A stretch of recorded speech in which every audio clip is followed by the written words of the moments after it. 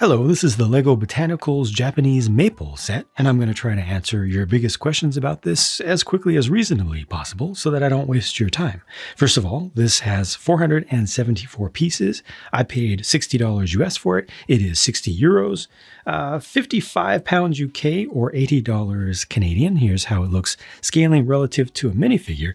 And one of the things that I've heard the most already, just from a little bit of time of doing the live build of this over on Twitch, is everybody wants to know the size relative to the original bonsai set. So there you go, a quick comparison between those two, just with the default foliage over here. So you can see quite a significant difference in overall visual weight of the new and obviously larger set, but a similar size of base. Incidentally, if you see the package in person in a store, the picture on the box is almost perfectly 1-to-1 scale. So that'll give you a really, really good idea of the size of it, even though this box is about 40% full of parts when you get it. So there's a lot of wasted space here, but at least this is accurate. Another thing that's very accurate is the color scheme. So this is a real red maple bonsai right here, a photograph of a real one.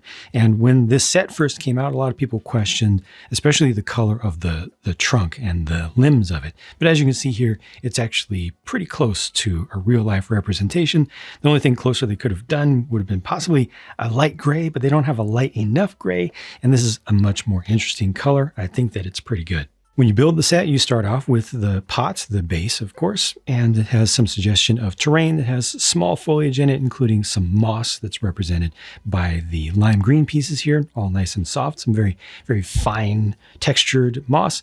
The build of the trunk starts in the core here. So you've got a 2-stud wide section of it, and then you put mirrored sections of studs on the side construction to create the knurling around here and a little bit of the smoothness that just kind of plugs onto the side here. Same thing over here, just kind of plugs onto the side. And you have a nice strong center here, strong core. You'll see this kind of wobbling around a little bit. There's really no issue with durability there. It just has that much height and it has that much weight ultimately in the canopy. Once you get to building the canopy, it has two interesting connections, two interesting ways of converting between the more vertical design of the trunk and then switching out to, or swapping out to, these horizontal branches here. I just kind of didn't expect that. You've got a Technic brick right there in the middle, and yeah, that very much does the trick and creates an interesting shape, kind of a knotted area there that shows that it's been trimmed along the way, and it's effective from a structural perspective. You can also rotate at each of these to change just the angles a little bit, make it a little bit more interesting. Most of the canopy, though, is built in identical sections, interestingly, or almost identical sections. So you see, this is one thing, this is the exact same thing again.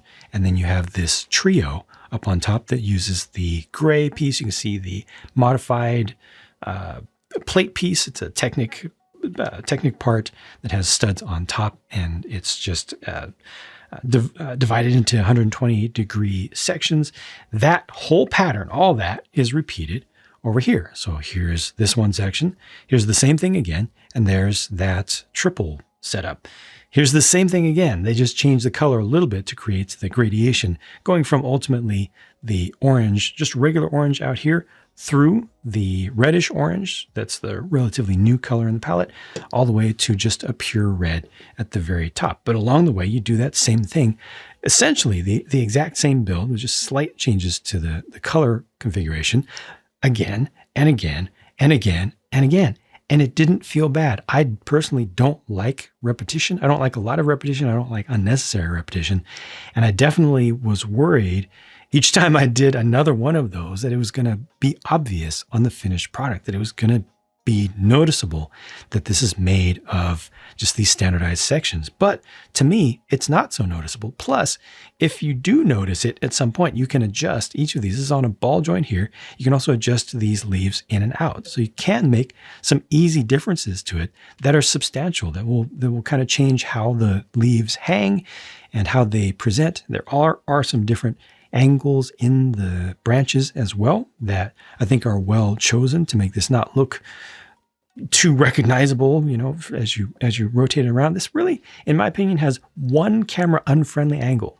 And this is it right here. And it's not so much because of the construction methods that you see. It's just that from right here, there's a lot of verticality like this. I'm looking straight through all this. So that just looks too straight up. But as soon as I rotate it a little bit, it starts to look much better. And again, I can adjust some of these limbs, some of these boughs to move them around and help to disguise some things depending upon the angle that I want to choose to display this. But just right there doesn't look so great because you also have this horizontal section that's fairly strong from just about any other angle. Like here, it's already starting to be broken up by these. Like all this is good. This is great. It just, honestly, the whole thing makes me very happy to look at. Maybe from here you can see, again, that verticality right towards the top of the main trunk a little bit, but I think you can adjust this. Yeah, see, even that is already starting to camouflage it a bit. And that's only if you're from this low angle. If you're from a higher angle, you're not seeing that at all. So I think from almost every angle, this thing looks very, very good in real life, especially when you consider that it is Lego. You have to give some grace for the system itself. This is just standardized pieces of plastic. There is this one relatively new leaf piece that's been introduced here. I'm sure will be used a ton more in the future, but for the most part, this is just regular Lego pieces that have been around for a long time. So I can't expect it to be perfect. I can't expect it to look exactly like the real thing, but it looks so close. It's so convincing. It definitely works. Worst thing about it is the inclusion of a bunch of the gray pieces, the regular light gray pieces, and you can see that right here. You can also see it on the backs of these kind of bough groups here, these leaf groups, especially if you turn it down. Now you're seeing it a lot, but just don't turn it down. As suggested in the instructions, you want to have it up like this. These will kind of nestle together. You can move things around just a little bit to cover that up. Most of the time, you're not going to see that a lot, but you do see it a bit. However, again, like I showed in the picture of the real thing, the real thing has a lighter, less saturated, more pale bark color to it than this tan, than Lego's regular tan. So a proper color would be something between the gray and the tan, I think, or maybe a little bit lighter than that. I feel like the gray is actually helping to shift the overall color scheme in that direction, but it is still noticeable. And, gray doesn't look particularly organic. So I definitely understand that feedback. I definitely understand people not liking to see the gray there. It's a whole story of why they do the gray thing. And there's a very, very good reason for it. Those parts being color locked or not just adding new colors to the palette for those specific pieces that require a lot of strength and a whole lot of testing to make sure that they're going to work right. But, that's its own debate. I feel like this just doesn't look nearly as bad as the original pictures, the marketing pictures suggested. And overall, as someone who likes plants a lot and has seen a fair amount of bonsai in person, I feel like this is a great representation of a bonsai tree of this particular species in Lego form. Again, this has 474 pieces. It was $60 US. It's 60 euros, 55 pounds UK, or $80 Canadian. If you look at only the price to part ratio, you're missing the entire story. I think if you look at the price to amount of stuff ratio here, if you consider that all of this is very hollow, it's very loose and light,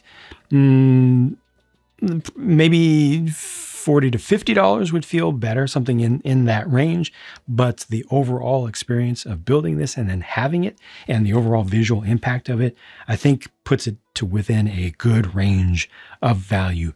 Personally, I always like Lego to be cheaper than it is, but this doesn't feel like a particularly bad value to me, especially by today's standards.